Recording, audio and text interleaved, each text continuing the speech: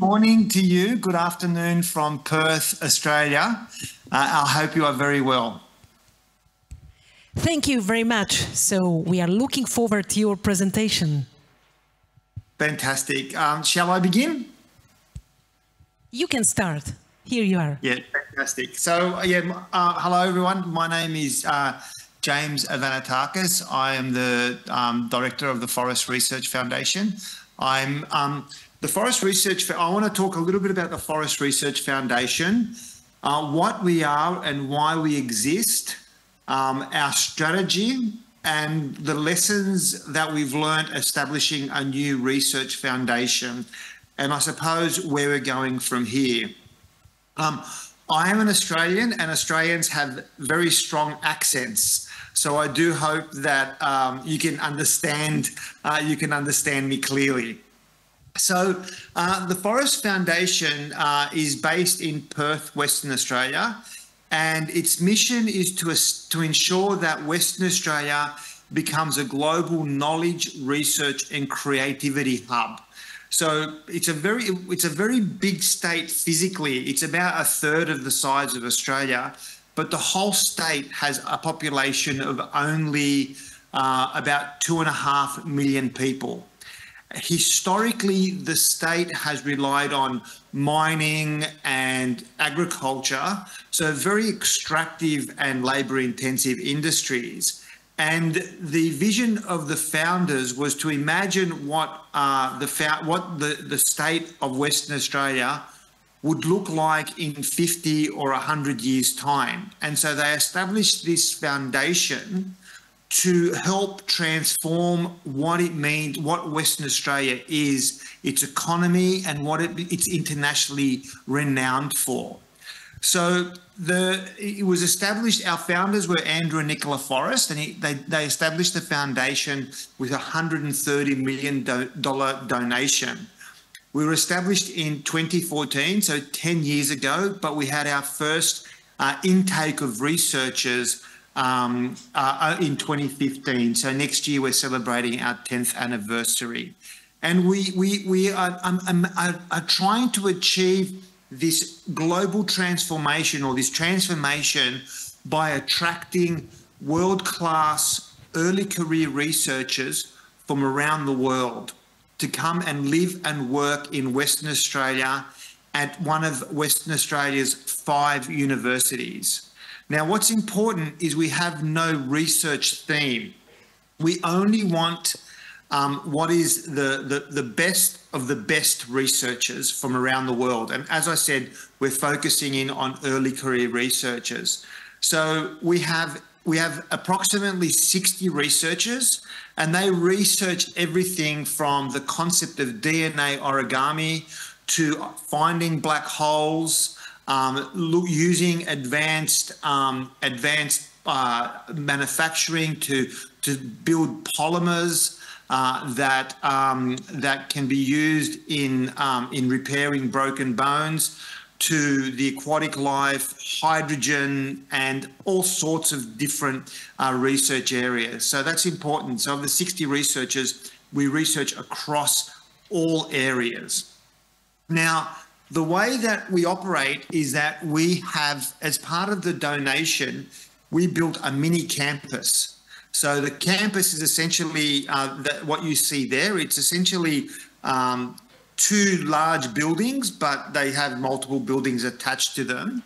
And the buildings have 55 apartments, and they range from studio to 3 bedrooms. And now what's important there is that when we bring researchers to Western Australia to come and work, and most of our researchers are from outside Australia, they get to live on campus, on our campus, but they work at the different universities. So their social life and their living arrangements are here in these buildings, but then they travel for their work out to one of the 5 Western Australian universities.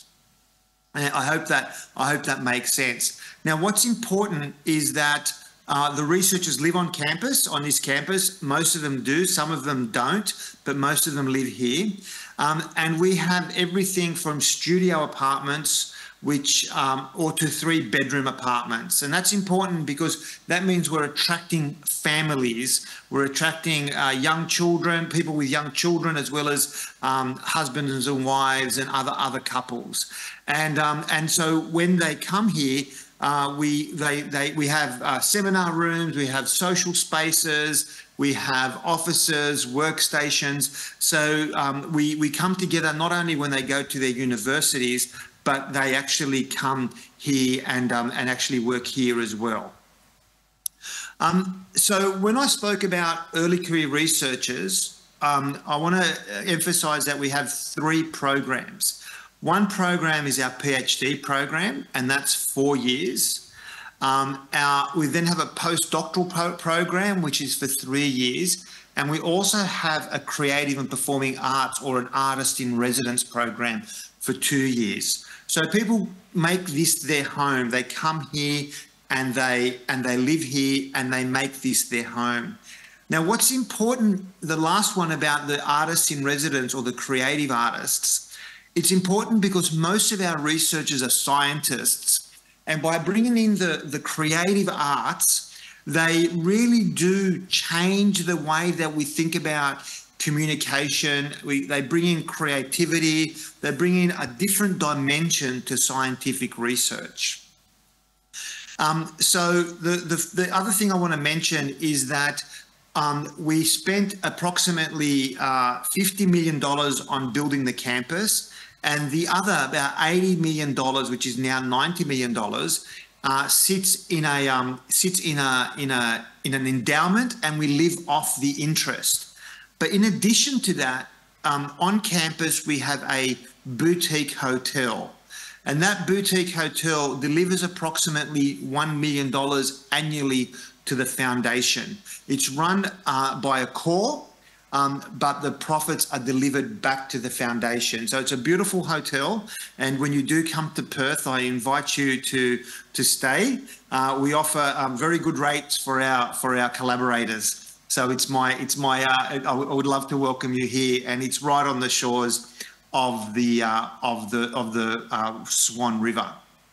So just briefly, I want to touch on our strategy. Our strategy is important, and it has 3 key elements. One is that we invest in the researcher to give them a broad range of experiences. So we create a unique researcher journey. And this is what the researcher journey looks like. It's broken down over the years, but we do demand a lot of development from our researchers. So one example is, this is some of the seminars or the professional development opportunities that we offer. And this is, as I said, we concentrate on the 60 researchers. I don't want to go through all of them, but I do just want to highlight 3 specific areas. One is that we ensure that all our researchers receive entrepreneurial training. So how to become entrepreneurs, either social entrepreneurs or establish a startup. And we've had a lot of success in our researchers embracing this. So they don't just have their normal academic journey. What they also do is they learn how to be entrepreneurs. And so this is really exciting. So we're changing the culture of academic research by bringing in entrepreneurialism. The second 2 I want to mention is that we also think about the impact that they have through their communication and their media training, but also how they understand the challenges of research becoming policy. So we're looking at impacting government policy as well. And so we train our researchers in this skill also. It's a very, very important skill for them to develop, so they can understand how to collaborate and work and advise decision makers. So that's the first strategy. The second strategy is, I mentioned that we have 60 researchers, but we also work hard to influence the university sector and researchers across all of Western Australia. So Western Australia has 5 universities, and there are, 3,000-4,000 researchers across those universities, including the adjunct professors and people working part-time.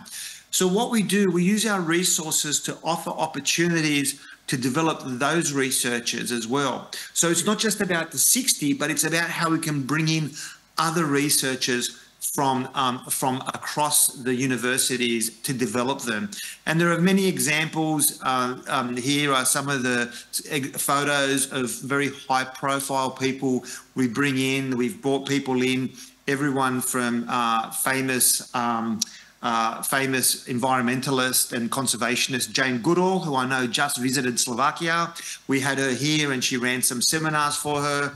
There's a photo there of the chief scientist of Western Australia, who advises and works with our early career researchers. And the third part of the strategy is to really drive thought leadership in Western Australia. That is, we don't want to just be researchers in universities focusing inside with the research, but we want to participate in complex and challenging conversations. Everything around issues around free speech, the recent protests with the war in Gaza, and opened up a number of conversations around free speech and academic freedom, all the way through to having seminars on the role of, independence with journalism. So, the role of compromise. So all these things are important that we develop our researchers and lead public conversations. We want our researchers to not only be great scientists, but to also be public intellectuals. So they're the three core strategies: focusing on the researchers, focusing broader on the research community, but then also including the broader Western Australian community and changing their attitudes towards universities, but also driving difficult and complex conversations. So to sort of finish up, I just want to talk about the key lessons that we learned and sort of share them with you.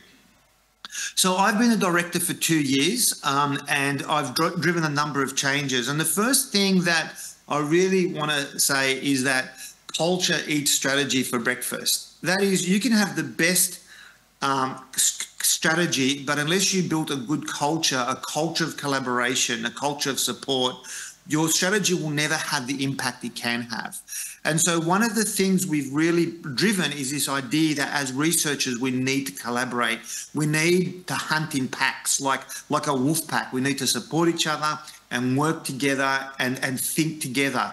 It doesn't matter if you're a scientist or an artist or a sociologist, you need to think about how you can come together to work together. And here's a photo of our community following a seminar, and you can see the environment in this photo. And this includes not just current researchers, but a number of alumni. It not only includes researchers and alumni, but it includes their families. So we try and bring people together and have this supporting culture. We challenge each other, but we also want to, we challenge each other, but we want to also support each other.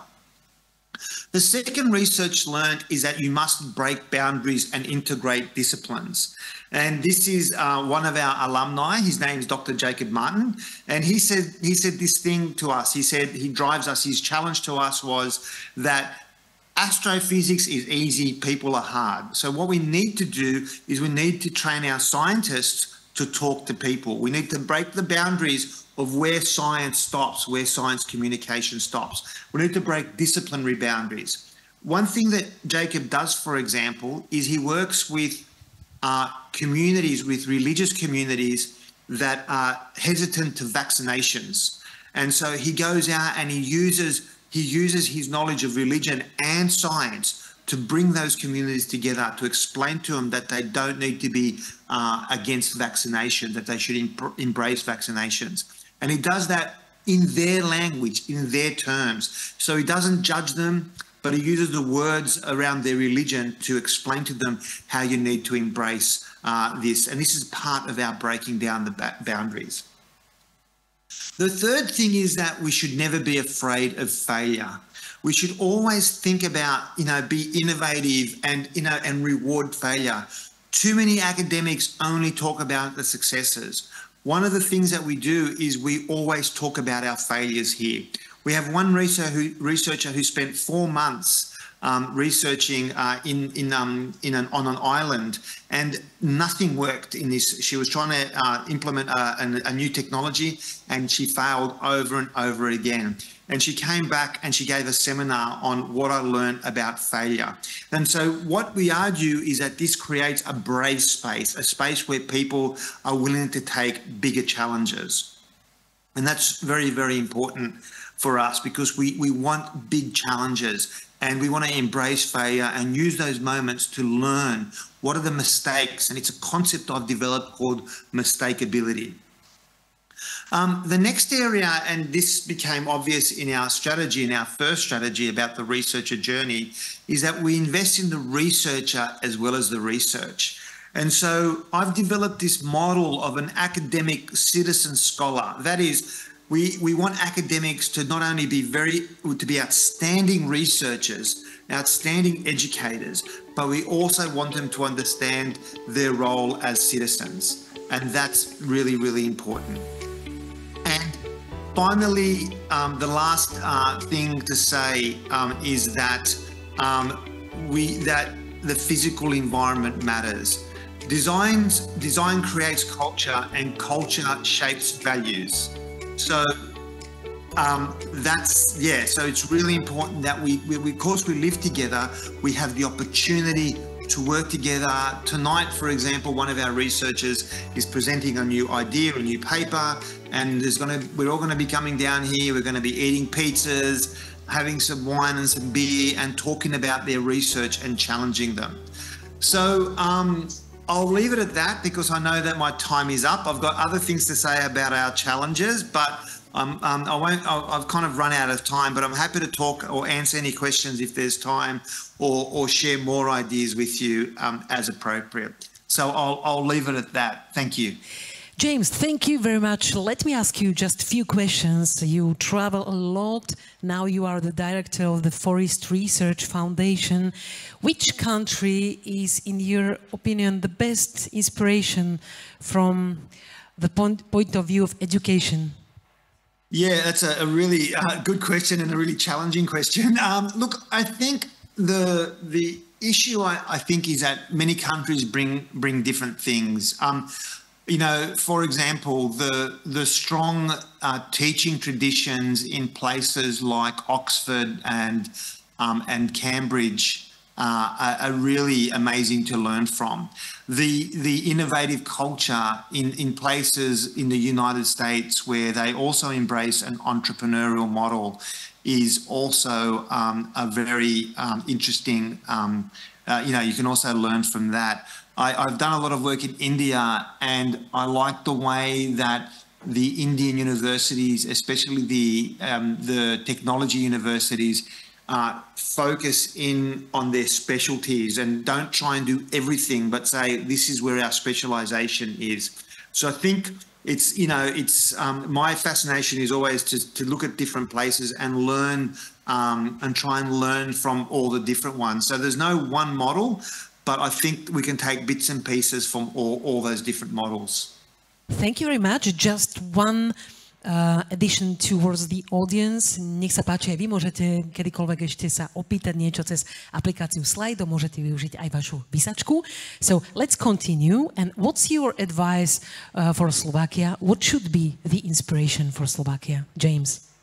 Yeah, look, I feel it's a difficult challenge to answer because I've only been to Slovakia once and only briefly, and so it's hard for me to give advice. But I think the important thing is, the most important thing I think is advice is to find ways to make sure that universities know when to collaborate and when to compete.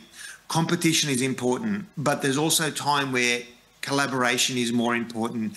And that's the culture we try and build here, that we need to collaborate to go further. And I know there are some outstanding research and universities happening in Slovakia. So that'd be one piece. I suppose the other bit is always a challenge, is to create an environment where universities do not look inwards but look out. That they, of course, they have to think of blue sky research. We have one of our researchers looking for hidden black holes. That's research that's going to have an impact in 20 or 30 years. But we also have researchers operating on problems that exist today and finding solutions today. So connecting with industry, connecting with government, connecting with the community sector more broadly is something that I think is also something that I think we can all do much, much better. And I suppose a third piece of advice is when you're talking about collaboration, looking for, if you're going to create a sense of collaboration, you can't just say, let's collaborate. You need to create an infrastructure. You need to invest in collaboration. So, as I said, this is a $130 million investment by 2 private citizens. But I think this investing in collaboration, having people working as part of their job to collaborate, investing in the physical infrastructure is really important for that success. Thank you very much, James. And let me ask you one more question, more personal question. What's your own inspiration? My own inspiration, I have many inspirations, but I think, when I look at my own inspiration is one of the things I love researching. I had a very successful research career with many grants and many awards, but my own inspiration is that is to help build opportunities for other people. So I love building opportunities for our researchers. I love building opportunities with our partners and our collaborators. I love the fact that I think that when we work together, we can solve any of the world's problems. I think, one of the quotes I put up before is that we have the knowledge, we have the technology to take on almost any challenge. What we lack is the imagination and the will. And so I'd like to think that my inspiration is that imagination and that desire to solve those problems and want to bring people together to solve them. James, thank you very much. It was nice to see you and hear you, and see you later. James Arvanitakis, Forrest Research Foundation, the director. Thank you very much indeed, once again. Thank you so much. All the best. You.